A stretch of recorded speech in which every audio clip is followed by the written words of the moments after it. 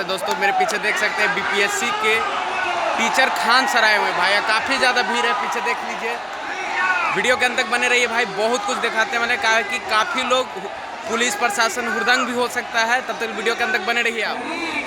देखिए दोस्तों, ये खान सर हैं और री एग्ज़ाम का एक ही नारा, एक ही नाम, री एग्ज़ाम। और यहाँ पर देख सकते हैं काफ़ी लोग भीड़ है। और देख सकते हैं यहाँ ये पटना का नज़ारा दिखा रहे हैं आपको, जो कि गर्दनीबाग थाना नज़दीकी में ये धरना स्थल पे खान सर बैठे हुए हैं। देख सकते हैं दूर दूर तक, देखिए कितने लोग, कितने स्टूडेंट यहाँ पे आए हुए हैं।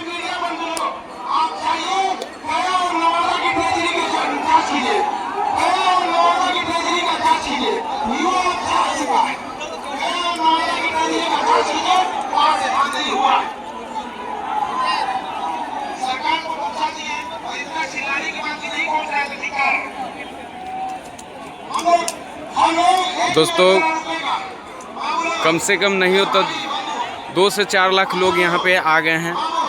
जिस तरीक़े से झुंड और भीड़ लगा हुआ है देख सकते हैं, एक नहीं दो ही नहीं भाई, काफ़ी लोग यहाँ पे हाजिर लगाए हुए हैं। और खान सर देख सकते हैं माइक से वहाँ पे बोल रहे हैं, बता रहे हैं री एग्ज़ाम एक ही नारा।